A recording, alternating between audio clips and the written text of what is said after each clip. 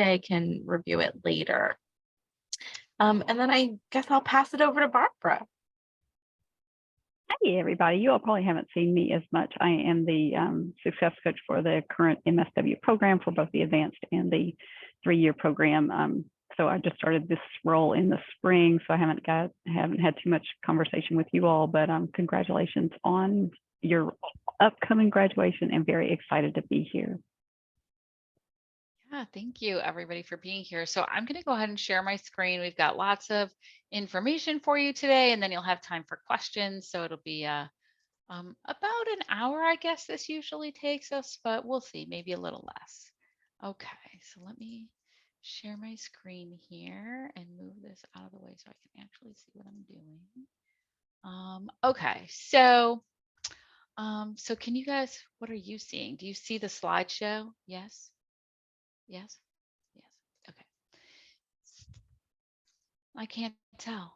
Oh, Adriana, can you guys see just the slide, or are you seeing the We PowerPoint? see your whole we see screen. this, yeah, we see the whole thing, the whole PowerPoint, not the slideshow. All right, maybe if I do it like this. How does that look? The same. Exactly the same. What is happening today? Okay, let me try again.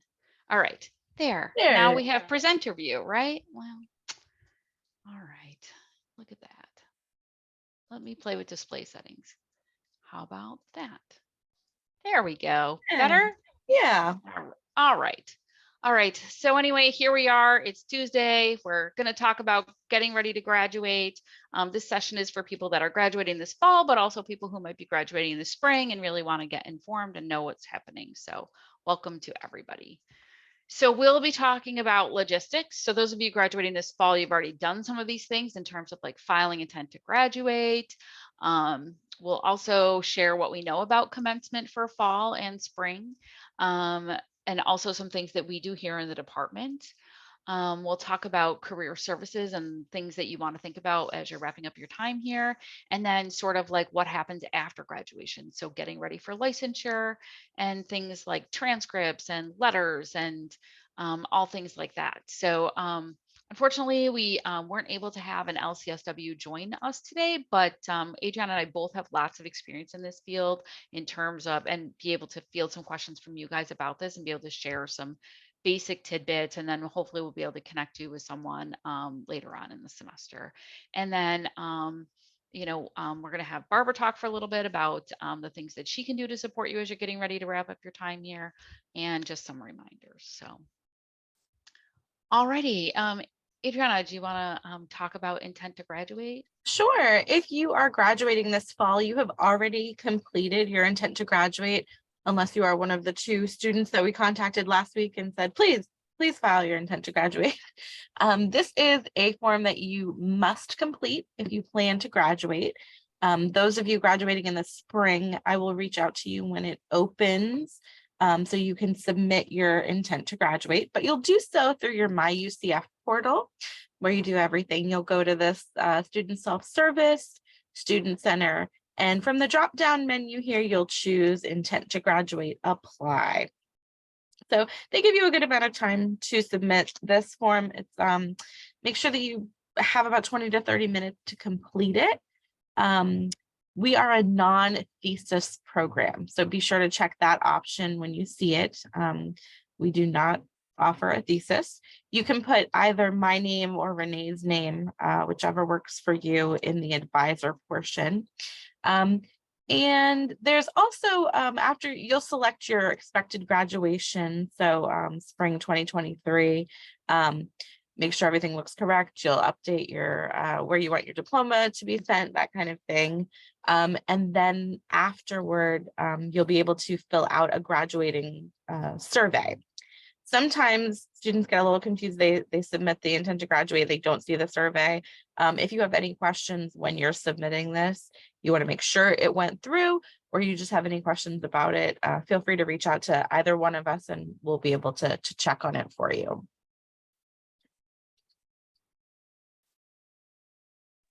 So one thing that you should see popping up for you in your field course is something called the capstone. So this is an assessment that we use to measure the effectiveness of our curriculum. It's something that's required as part of our accreditation with CSWE, and every student must complete the assessment prior to graduation. And the communications that you're going to get about this might invoke some anxious feelings, but just know that like there's no minimum required score that you need to get in order to graduate. It's not something that goes on your transcript anywhere. It's really purely for us to measure how well what we say we're doing with students are they really getting. So you'll see the link and everything will be sent to you via your clinical field education course. So it should be one of the final assignments in Clinical 3.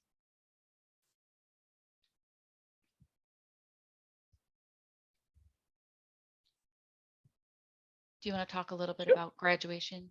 Yeah. So by now, those of you graduating this fall should have seen that the date has been set.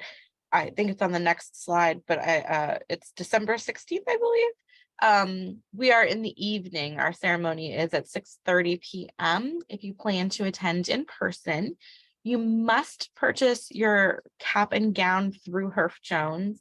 On the commencement website, there's a link to it. You've probably gotten emails to your Knight's email about how to order that. The ceremony lasts approximately 2 hours, and you're limited to 4 guests.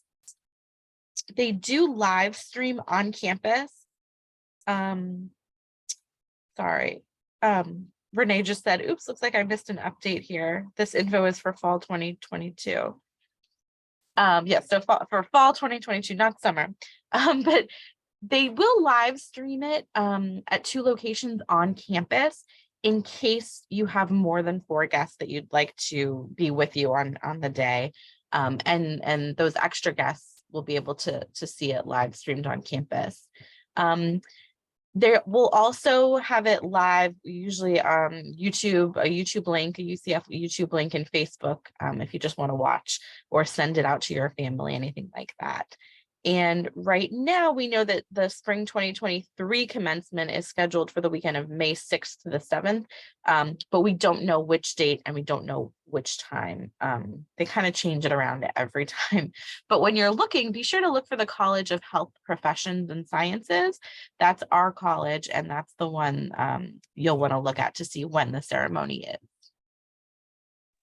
Yeah, so a couple other things I just want to add here is I noticed on the graduation website this morning, they're saying that they'll notify students after November 11th if they're able to receive additional tickets. So tickets are only distributed if you order a cap and gown through Herff Jones. So if you're planning on going to commencement, you need to make sure that you order that cap and gown through them. If you order it before November 11th, it will be shipped to you, but you'll have to come in person to pick up the tickets. If you don't order cap and gown before November 11th, you can still get one. You just may have to come to campus to pick it up. It may not be able to be shipped to you.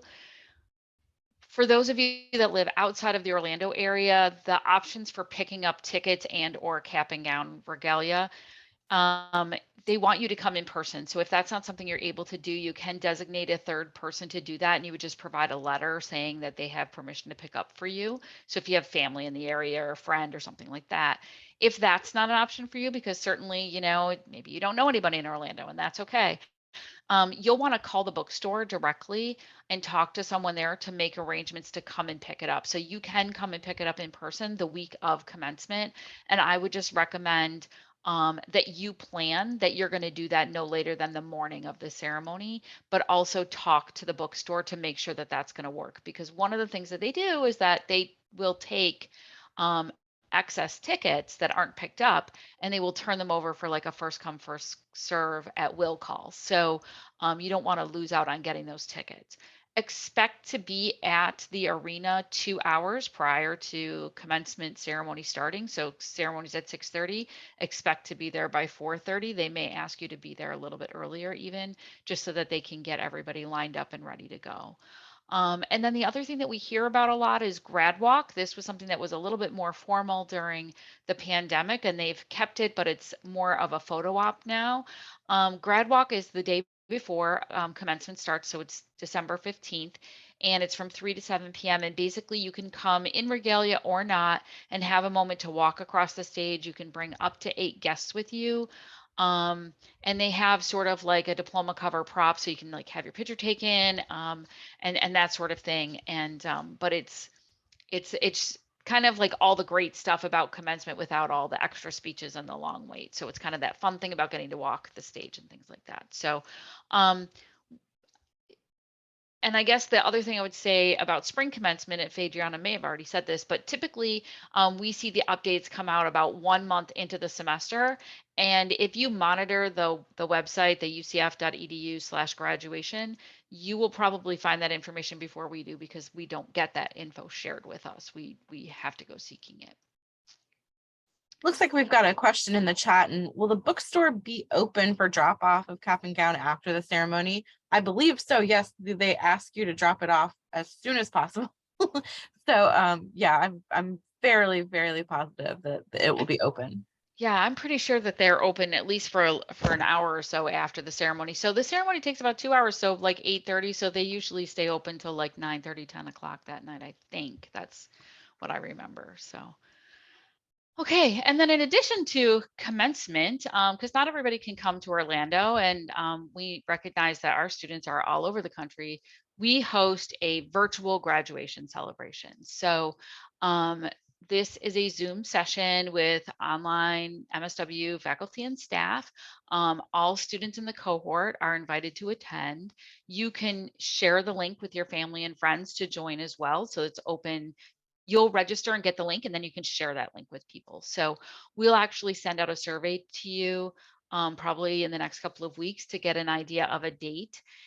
And this it's a little tricky because we don't want to conflict with the commencement ceremony. We want to make sure people are able to attend that if they want to, but we also don't want it to be like the last week of classes. So it'll kind of probably be one of the weeknights, the week leading up to commencement. So and then we just ask, I wish I knew how much it is to represent a cap and gown. Do you remember, Adriana? I'm looking it up right now, so I'm gonna Okay, keep for in a great. I minute. wish I could remember. I feel like it's like $100 and some dollars. Yeah, that's what I think. Something like that. You get to keep the cap, I think, because you Yeah, can get to keep the decorate your cap and cap. tassel. Yeah. And you get to keep the tassel. There's stoles you can purchase, and then the gown goes back. So so one of the things that we ask students to do, because we try to honor and recognize all students in the cohort, even if they don't go to the virtual celebration, we ask for all students to create a student spotlight slide. And we include this in the event. So as we're going through the night, we kind of recognize each person, and you're given a chance to speak if you want to, all that good stuff. So, so just to give you an idea, the spotlight slide is basically a single PowerPoint slide with your name, where you live, your career goals. If you've got a job, you can mention where you're working, or if you're still looking, you can talk about the population, the setting that you want to work in. You can have a quote, a message to family and friends, a picture of you, all of that sort of stuff. So and I didn't update this for spring. Sorry. I tried to update this, but I guess I didn't. I missed a few things. Sorry about that.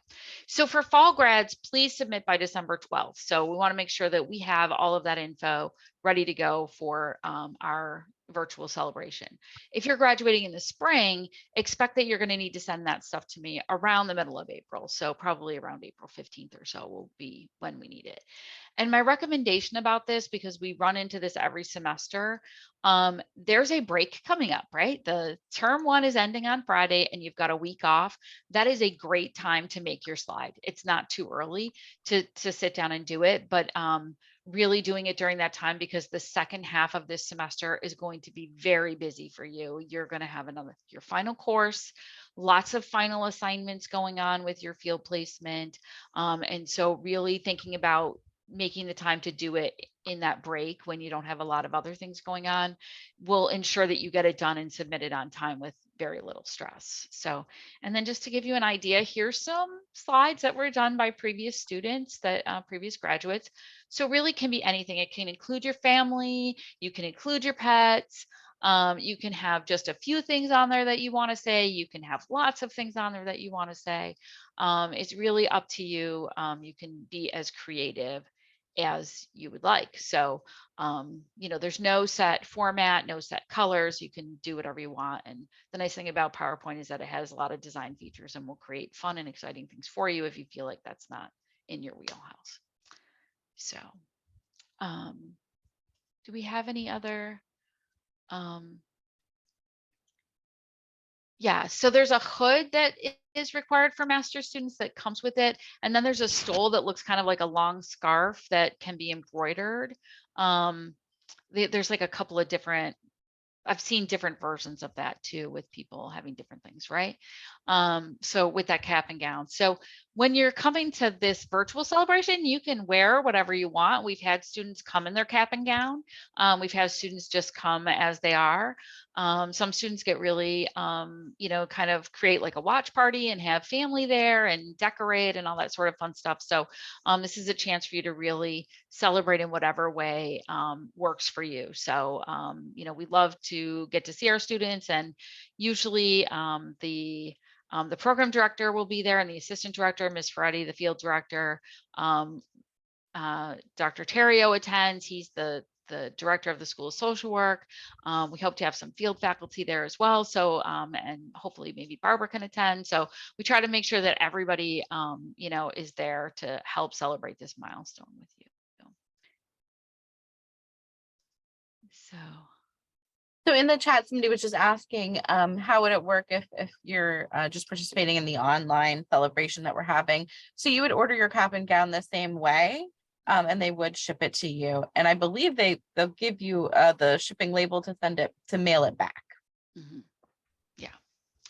So, and I will say that in the past, we've had students where they weren't able to attend the in-person commencement. And because they weren't required to have that, they opted to get their cap and gown from somewhere else. That's not a choice if you're attending UCF's commencement ceremony, but if you were just looking to have a cap and gown to do the virtual, you could go that route if you wanted to. So, so there's something to keep in mind. So, okay, so next up is kind of talking about career services. Do you want to talk about this a little bit, Adriana? Sure. The biggest thing with career services is that you want to make sure that you utilize what they offer now, because you will not have it after you graduate. So right now they're offering great things, like they'll do virtual resume critiques. They have tips and tricks for interview skills, networking strategies. You have access to a lot of stuff. So be sure to go to this link below and check out what they have before you graduate, so that you can, you know, reap the benefits of being a student for as long as possible. They usually have drop-in hours. They have all sorts of things available to you as a student. So definitely go and check out that website if you have not yet. But it's a great way to get a jump start on life after MSW. So we definitely recommend that you visit that site and use everything they've got to offer. I think we had another question in the chat. Okay. Or sorry, maybe it was just for me. If you're only doing grad walk, do you have to rent the cap and gown? No. So grad walk, the cap and gown is not required. So if you don't want to wear a cap and gown, or you don't want to incur that cost and you're just going to do grad walk, you could use a cap and gown from somewhere else. So thinking about licensure, right? So this is something, we don't have a date yet for the online graduation. That's pending. So we'll be sending a survey to students about that. Sorry. Okay. So licensure info for your state. So Obviously, you know, our students are all over, so we can talk in depth about what you need to do for Florida, and I'm happy to do that. Every state looks a little bit different. So here's a couple of ways to find out about licensure info. So you could just start with a basic Google search with your state and LCSW, and then look for a, you know, a result that is the state board website for your state.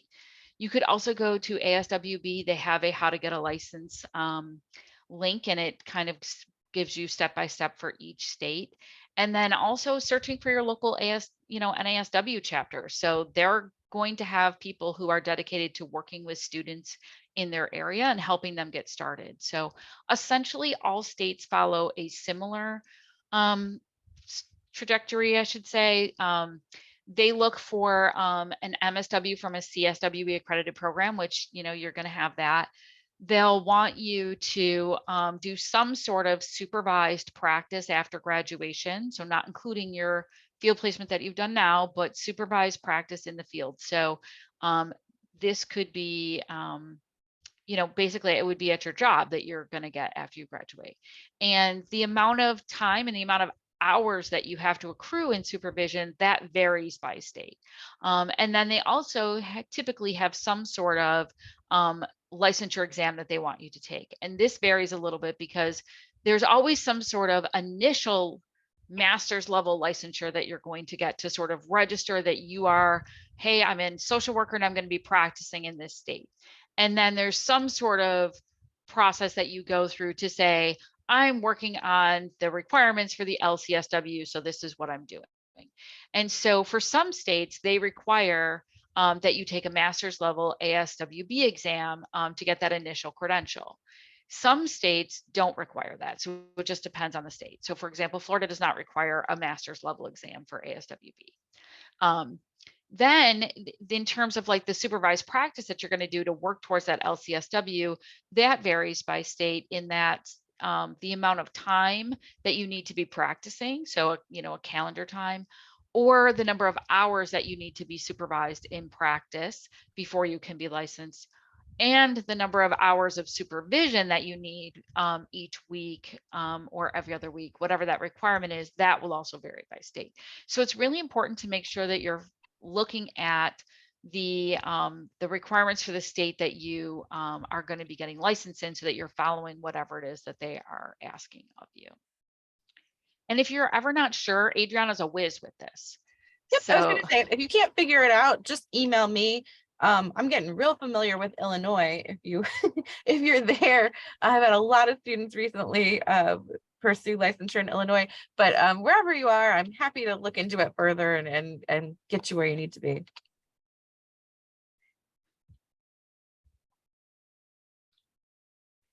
So the next thing that you might be thinking about is requesting transcripts. And this is pretty common.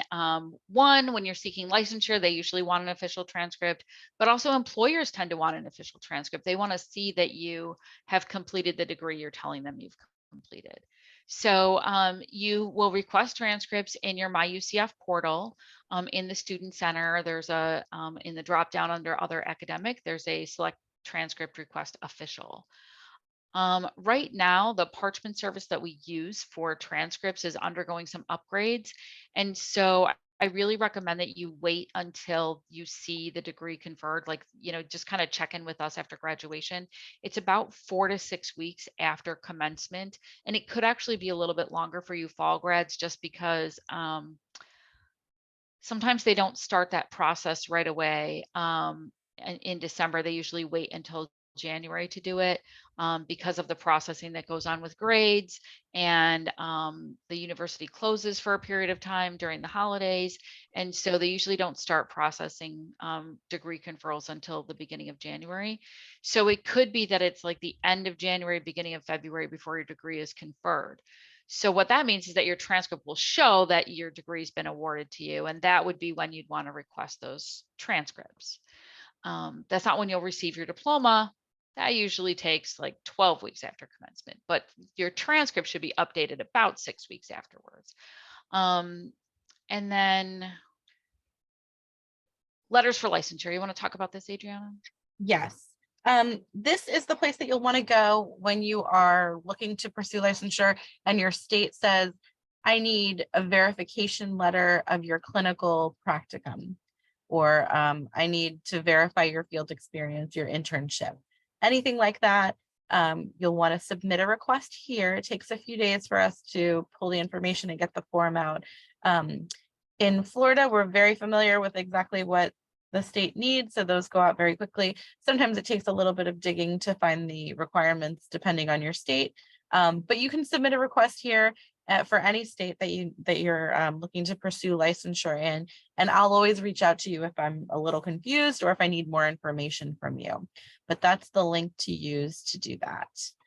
I want to address a couple of questions that are coming up in the chat after I'll go ahead and finish this verification letter request and then we'll go back to the chat. But basically that request form is just going to ask for your name while you were at UCF, and if it's different afterward, what your preferred pronouns are, your contact info, when you were in the program, when you graduated. But most importantly, please tell me where your placement was. That means agency name and location.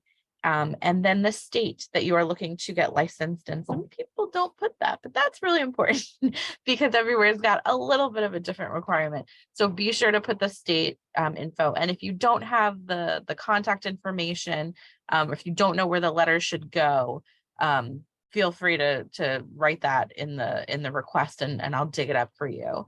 But the verification letter is a requirement in some states for your application to be an LCSW or to be a registered intern, those kinds of things. So they need to know that you completed a clinical placement, and this letter is our verification of that for you. Let me see here. Back to the chat. There was a question about the exam. In Florida specifically, can we take the test prior to meeting our supervised hours, or do we have to wait? And I feel like every time we come here, it feels like the answer is different. It's currently you have to wait 18 months after you graduate before you can sit for the test. So we'll just say, look at the state board website, contact somebody at the state board to find that answer out for your state, because it's not the same everywhere. But in Florida, you have to wait the 18 months. Let's see. Yes, Florida does require the verification letter. See if I missed anybody else. There were some questions about the honor cords versus the achievement stole. The honor cords are for students who are in an honor society like Phi Alpha, but the achievement stole is something that you can just purchase on the Herff Jones website. So you don't need to qualify for it. If you want to wear the achievement stole, you just pay the $42.98 and you can have that, you can wear that with your regalia. I think that's it for that slide. Okay. Oh, well, and here I am, I've closed out of it. We are at the point where we're going to turn it over to Barbara.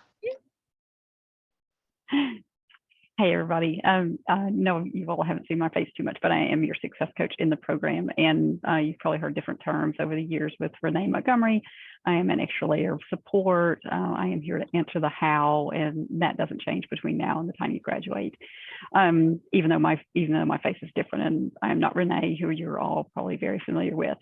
When we go through the slides here, and you do have a lot of different direction on what to do, just remember that after this, and as you kind of move toward graduation, if you have questions about what to do, I am a great resource for that. I am a great cheerleader for helping you figure things out. I can always do a little bit of research for different things. I can help you with looking at career services before you graduate, and just kind of figuring out how to take your next steps, whether it's your next step being tomorrow or getting through the rest of this week or the next semester of your classes.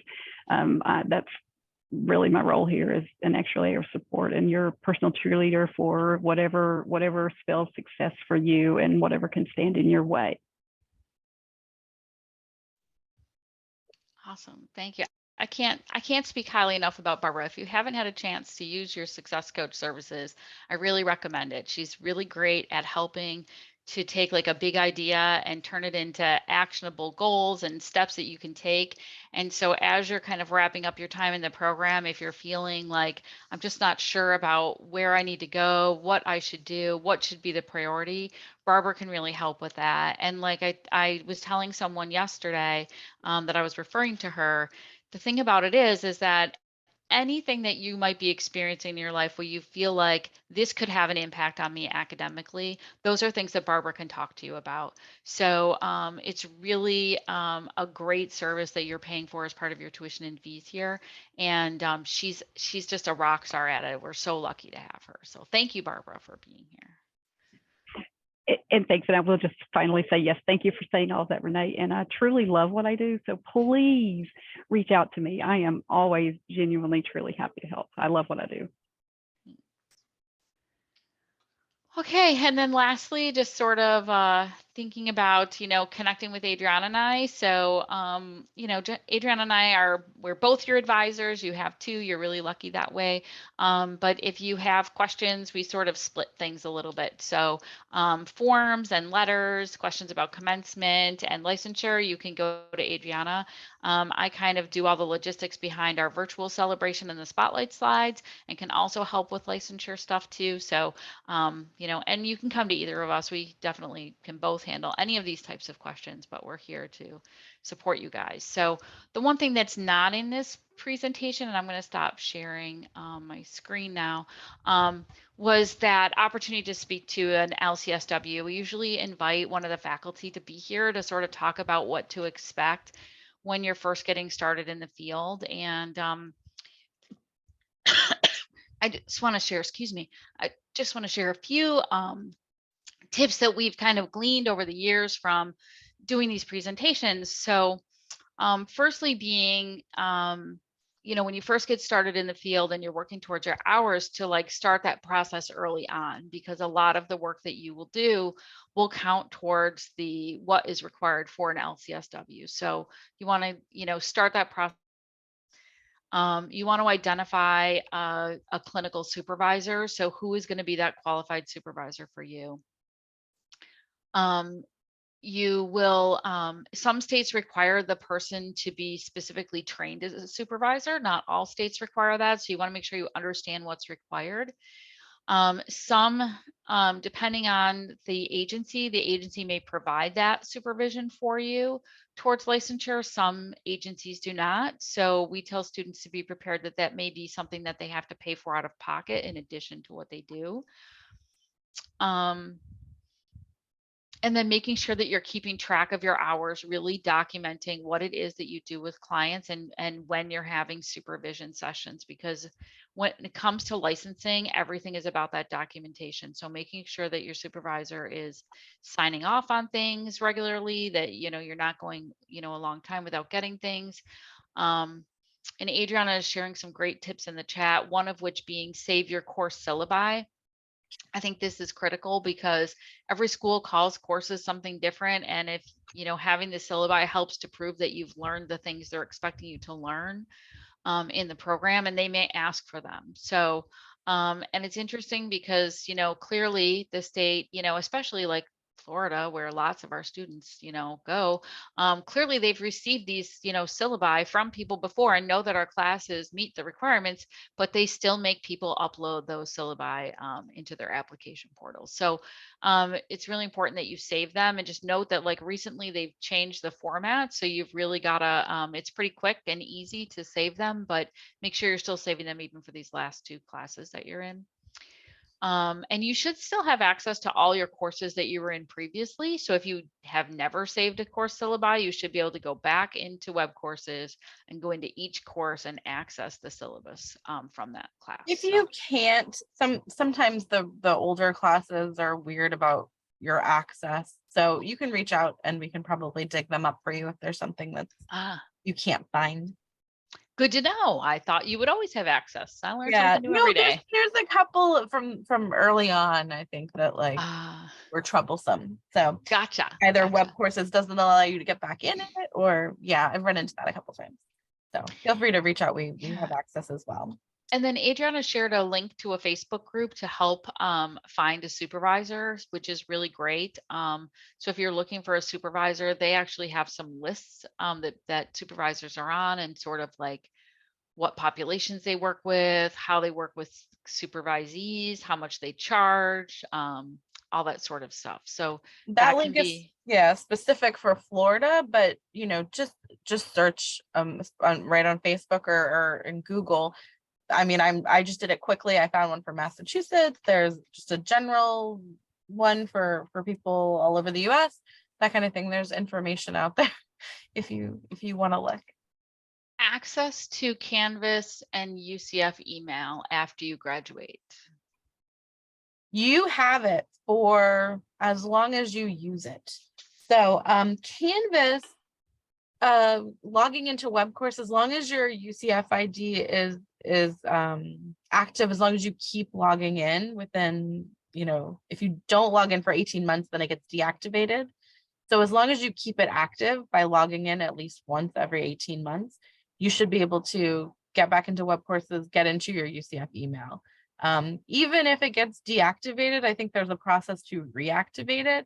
So if you have stuff in there, save it yourself, but I don't think it'll be completely gone unless you just check out for 5 years and don't check back in. But you should still have access. So another piece of advice that we've gotten over time is about the licensure process. So, and thinking about where do I think I might eventually live? So if you're, currently living in one state, like maybe you live in Virginia and you're thinking that, I really, I think, in a few years, I'd like to move to Colorado. To take the time to learn what the licensure requirements are there and make sure that you're documenting your hours the way they would want you to. So that when it comes time and you do move, that you can show that you've met the requirements for that state. Because at this point, there's not any kind of like reciprocity. It's something that's in the works and that the NASW is advocating for, but it's not quite there yet. And so when you move from one state to another, you have to apply for a license. And a lot of times you can receive licensure by endorsement, but you have to show that you've met their requirements in order to do that. So making sure that while you're in supervision that you're also documenting things the same way. And one example that I think of is actually like the difference between New York and Florida. So in Florida, they require 1,500 hours of psychotherapy direct services, and that's what you're tracking is those 1,500 hours. In New York, it's something like 4,000 hours, and like they want it to be certain things. So like they want to know that you've done, certain types of clinical work. So the documentation is more thorough because they want to know like how many hours did you spend doing administrative tasks? How many hours did you spend doing psychotherapy? How many hours did you spend doing groups? So it can vary based on the state. So it's a good idea to just make sure that you know what the requirements are and that you're doing them. The ASWB exam is not the same for every single state. So you may have to take that exam again.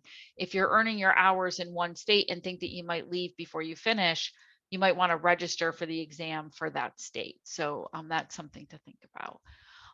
And then self-care is the other thing. I think that this is something we try to talk to students about during their time in the program.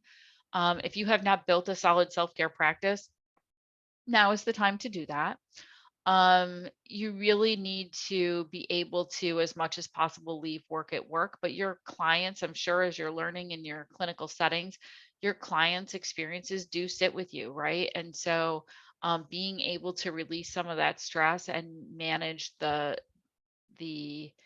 things that you go through and all the responsibilities that you have and find ways to sort of, recharge your batteries and relax your mind is really important. So, we don't want anyone to experience burnout. And, depending on the state that you're in, it can be the period where you're working towards your LCSW can be really intense. So it's important that you're practicing self-care. Does anybody have any questions that we haven't addressed already that they'd like to ask?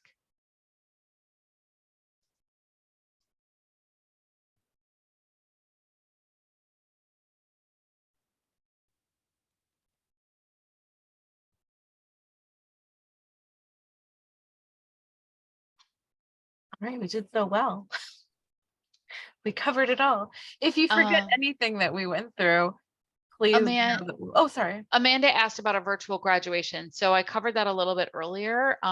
We do a virtual celebration. Cap and gown is not required. They don't really, like that's not where your degree is bestowed on you and that sort of thing that happens at commencement, but we do have a virtual celebration where we have a chance to recognize all the students in the cohort. So we'll be sending out information about that and sort of a poll for students to vote on the date and time of that event, um, and then more details. So definitely, if you want to, stick around afterwards, Amanda, I'm happy to share more detail. Otherwise, you can watch the recording or look at the slides that kind of go into that in more detail.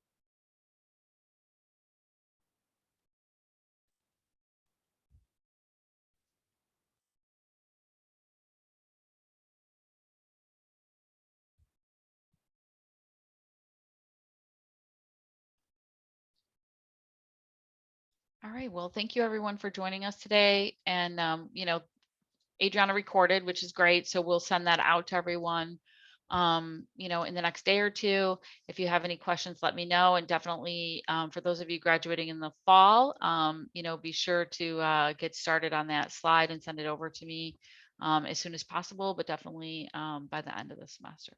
So. Take care, everybody. Enjoy your break. Thank you.